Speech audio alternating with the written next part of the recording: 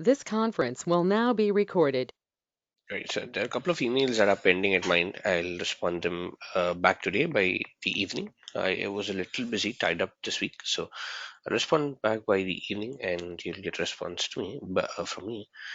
And let's get started, and let's go with our session right now. So yesterday we were mostly discussing on the YAML basics, on how do you go ahead write the YAML, and then we were trying to apply the same thing for an Azure DevOps pipeline. So again, I'll just go to Azure DevOps documentation, the pipeline documentation again, just to make sure we just review what we have out here in our hand. So let's go here and let's go for key concepts for a new user. And again, this is the diagram that I'll come to, which is trigger, stage, and inside a stage, or inside, or let's say you can do something with stages, and inside the stages you can basically tell what stage you want to, let's say, go ahead and start, let's say, creating. And I have a stage called, let's say, build, and inside that I need to mention on which agent that I need to run the stage on.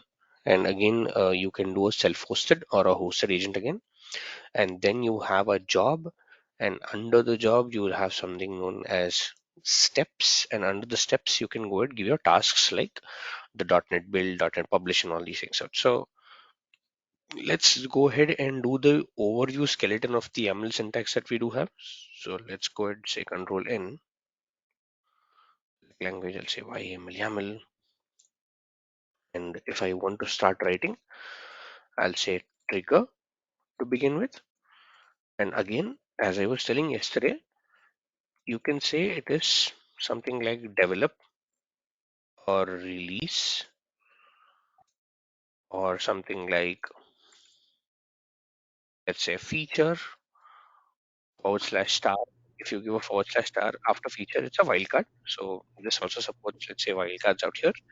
And better than writing it in a VS Code, it's, I would suggest you all to write it directly on the Azure DevOps out here. Reason being, it supports IntelliSense, so you'll be able to, let's say, easily go ahead and understand, how the pipeline is getting built and all that stuff. And yesterday, if you see, this is the pipeline file that we have written. We will again write the same thing out here. I will take the examples from a classic build pipeline to just get the arguments and just get the path and etc. So let's go ahead and do that. And before that, yes, any questions I can take till you. Let me delete this out.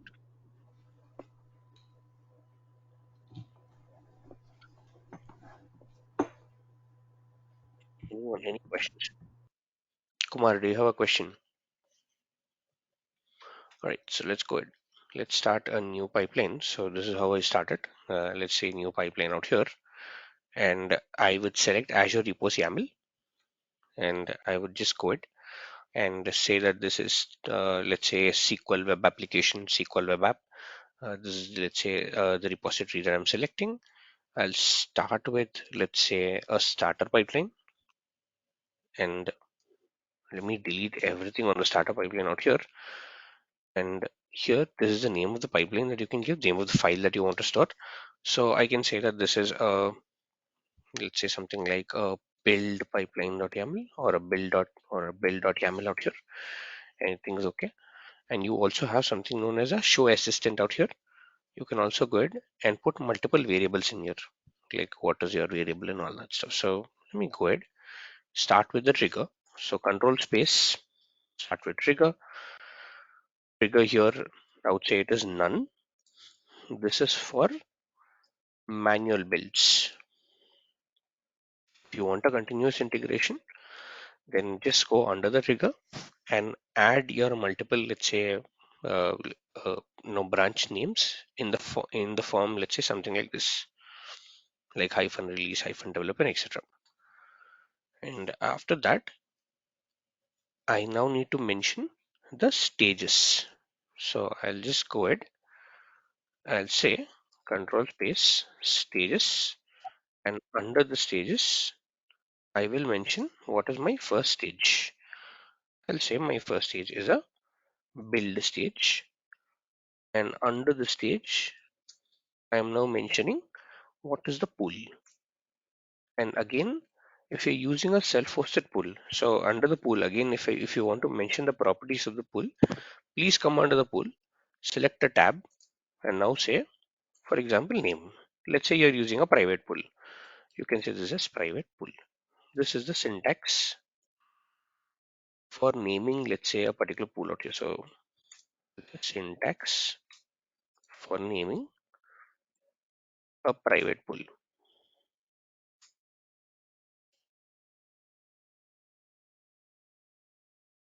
So name and the name of the pool out here. But in my case, since I'm using, let's say, the Azure hosted, I'll say VM image, and I'll say just go ahead and give me something like a Windows latest. This is the VM image that I'm going ahead and giving out here. But that doesn't stop you to go ahead and give your own pool name. You can just give the name and key value pair out here. And then let's see. So I've given the agent on which this runs. Then I need to mention what are the jobs. So I'll say something called as jobs, under which I'm telling what kind of a job that I want. Is it a deployment? Is it a build? I'll say it's a build job. And under the job, I need to mention what are my steps.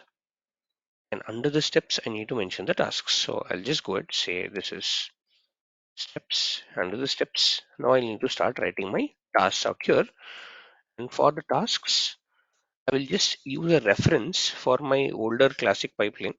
The reason I'm doing that is because I just want the build arguments. I just want all those things from a classic pipeline out here. And I just want to, let's say, see what is the path. So I can either take it from here, or I could also go ahead and, let's say, into the repository and directly do it. Since we already know this, since we already have a reference, I'll just go ahead and firstly say show assistant. I'll say .NET Core, and the first thing that I'll do is a restore.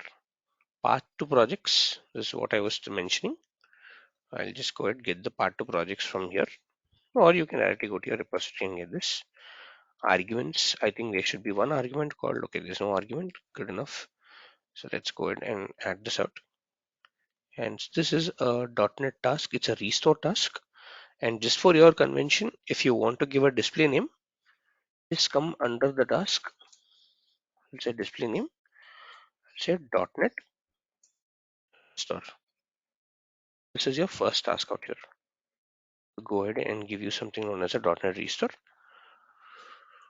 Now, under the tasks, again, make sure that the cursor is placed right.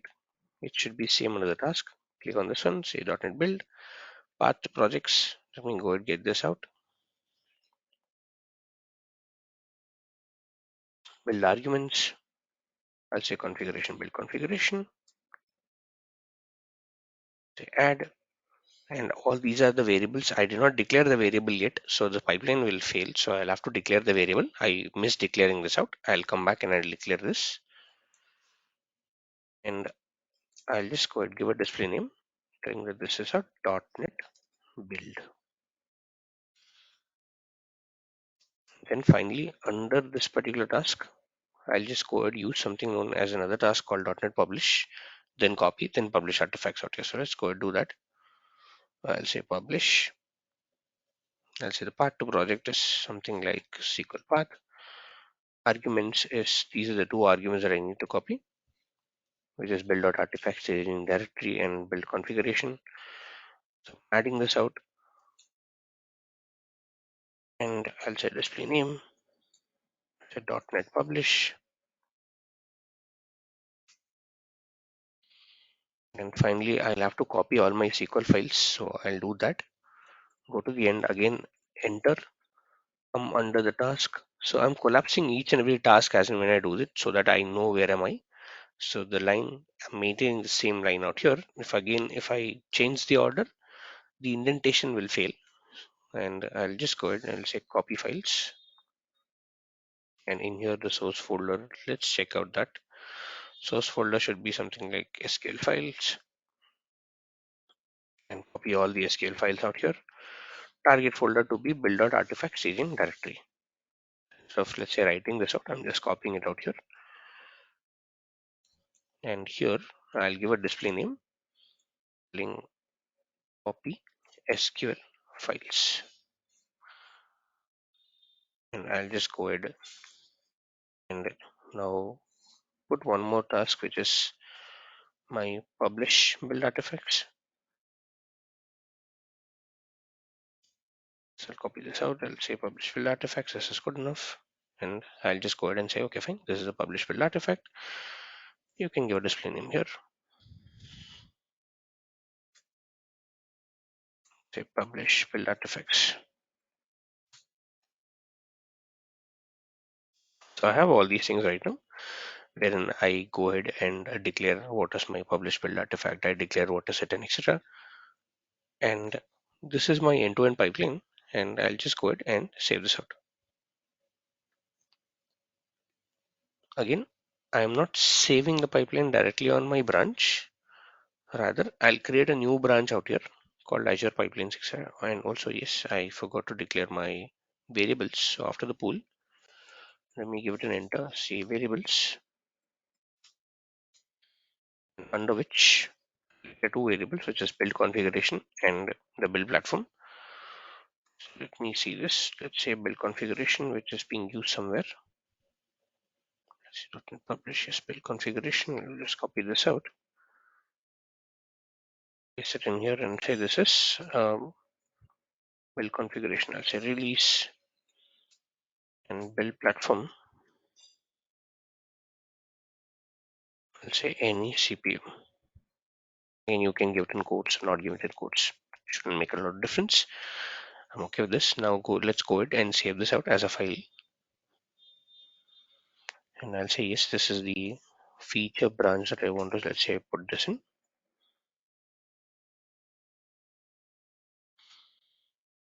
And I'll say this is adding a YAML file.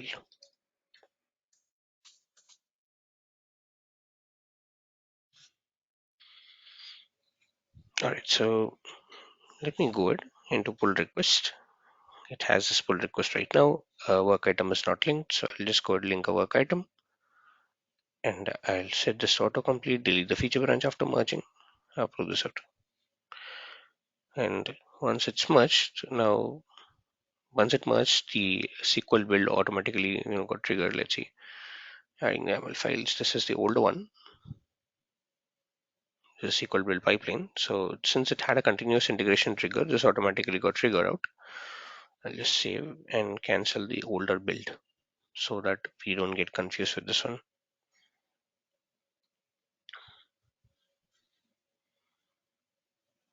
So let's cancel this out. Let's come back and wait for this to be cancelled. All right. So this is cancelled right now. And in my files, I now have the Azure pipelines.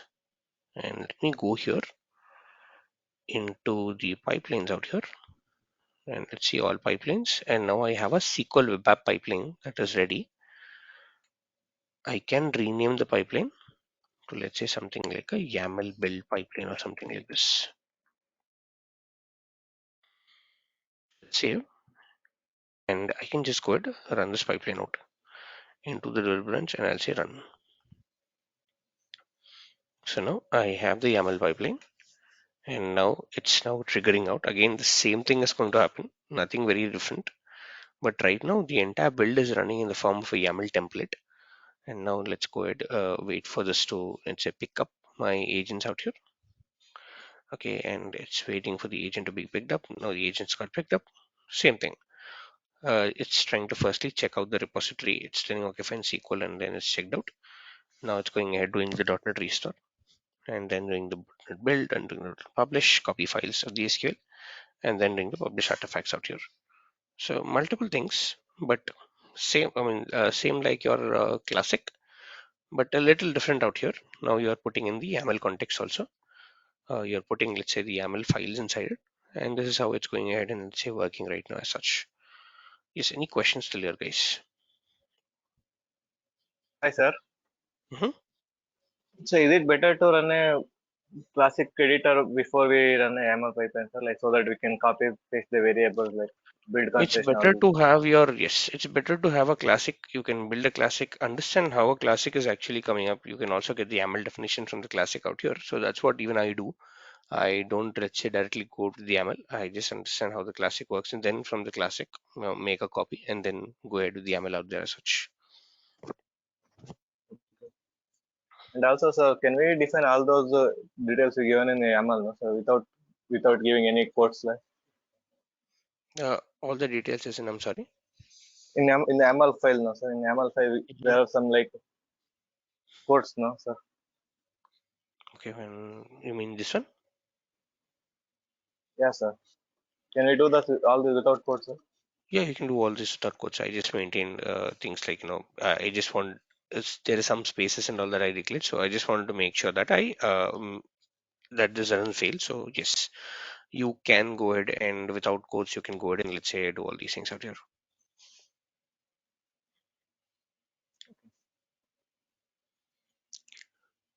Yes. Any more questions here, guys? Hi sir. Go please. In real time, we have to write all the codes, or we have to build directly in means YAML script. When you say build directly, no, we have to write all the code. We have to write all these things. We as DevOps Right. engineers have to write all these things. Yes. Okay. Okay. Sir. Yes. Any more questions here, guys? Hi Kiran. Go please. Kiran, actually, generally we do mistakes while writing YAML file. Can we do Mhm. format? Is there any format uh, See, like as and auto when, again, see, the point here is that if you do a mistake, right? Let's say I put something like this done. It's like, YAML is broken completely.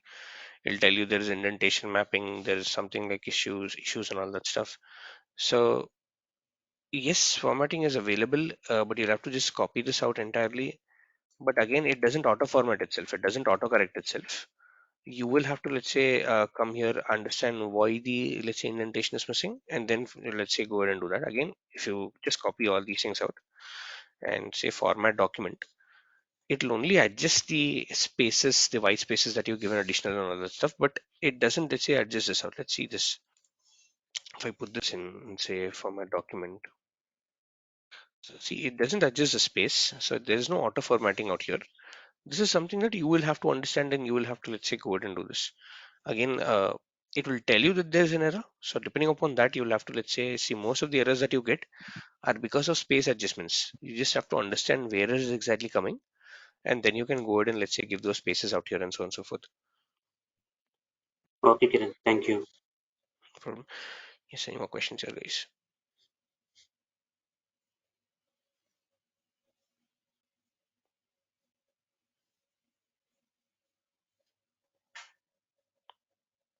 Anyone, any more questions out here? Again, if you just check this out, it should have built by now. Let's check this pipeline. It says YAML build pipeline right now. So it built right now. It said this is a job. It went ahead, copied all these things out. Then it's telling, firstly, it checked out this particular repository.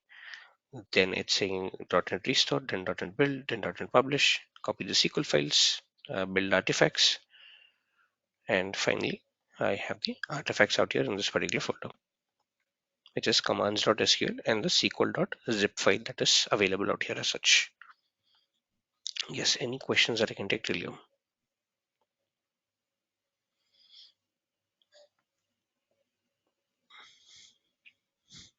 Any questions that I can take till you?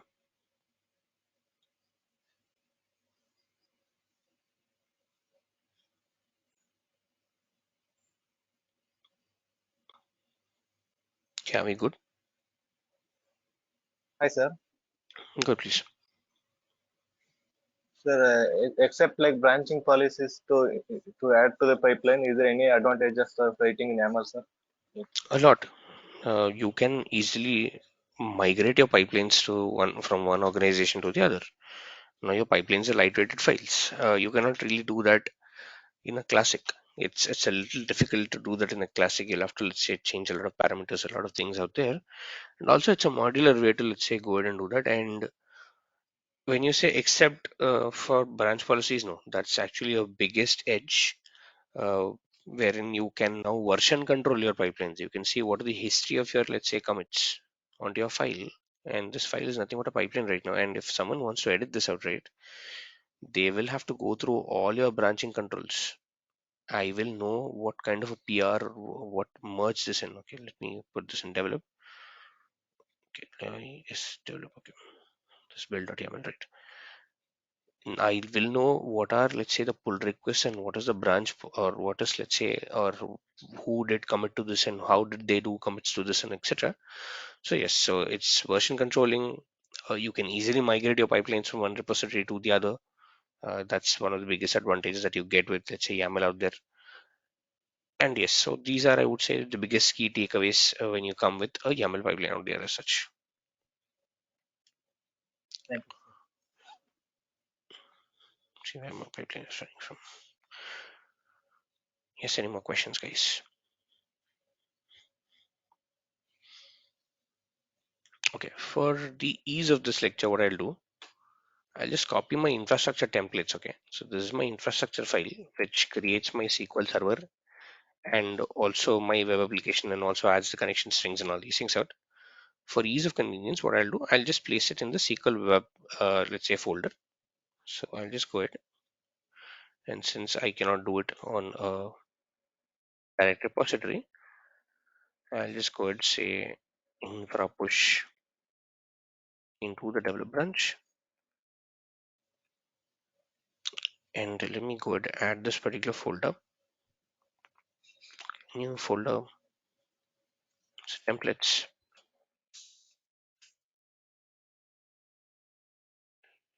templates, and I'll say this is web app.json, web app sql.json.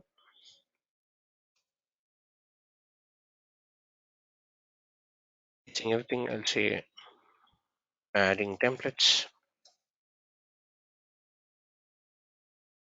create a pull request into the develop branch, delete the branch, throw this out, and I'm now having the template also inside the same repository out here. If you have a different repository also, it shouldn't be an issue, but for the ease of explanation, I'm just putting, let's say, the same thing inside this particular, let's say, okay, I said this team plates, not a problem. Fine. So let me go ahead into my pipeline. Let me edit this pipeline, and let me add one more copy task here to copy my ARM templates as well. So before the publish artifacts, I am putting in something called as copy files. I'll say this is templates because that's what I put this in, which is this particular folder. I'll say this is star.json, and target folder is build.artifact staging directory.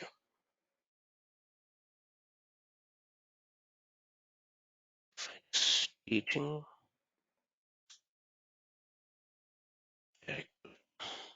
I'll say add this file or add this task out. So this is now going to go and get that JSON file from that particular repository. And I'll just go and say display name. I'll say copy ARM templates. And let me save this out. Again, I cannot directly commit this to the develop branch. So it's a feature, pipeline change, pull request. And let me go ahead into the pull request, approve this out as well. So now if you see this pull request, it's now adding a task to your pipeline. And again, this needs to go through all the approvals, like, the build or the work item linking, the approvers, and you can also delete that particular feature branch once this is approved. So now this is getting approved, and once approved, I can now go and start running my build pipeline out here. Again, since this is not continuous integration, I don't have the pipeline triggering automatically. So I'll just do the run manually myself, and this should now go ahead now pull those artifacts as well, which are ending with sql.json. And once the artifacts are pulled in, it should also go ahead, or once the artifacts are copied, it should also go ahead and reflect them on the artifact section out there in the form of, let's say, the .json file so that I can be using them in my release infrastructure and my release pipelines out here. So now it's doing the .NET Restore, .NET Build, .NET Publish, and all these things out. So let's wait for this pipeline to finish. And this is the build infrastructure. Again, if you want an example, just again go back to our wiki project, go to your YAML files, say YAML repository, and in here I have a YAML demo pipeline. This is entire build and release. So I can give this path to you all, and I'll in which ways explain how does the release also, let's say, get or how does the release definition also, let's say, be defined in the YAML template as such. So again, if you now see this, it says one published artifact, commands.sql, sql.zip, and also web app sql.json. All these three are now getting reflected inside my, let's say, pipeline or inside the YAML pipeline out here right now. I'll just go back. I'll say edit to show you all the definition once again. So triggers is none. Stages, under the stage you have a build stage. I set the pool, I set the variables, and I said what are the jobs that it needs to perform, the steps, and under the steps I mentioned what is a task. I said it's .NET Restore, .NET Build, .NET Publish, copy SQL files and copy RM templates, and finally publish the artifacts out here. And once I ran this, I now have, let's say, the entire build that is ready in place, and it's now giving me three different files. One is the .zip, one is this .sql, the other is the .json file out here. This is the entire stage, which is the build stage out here as such.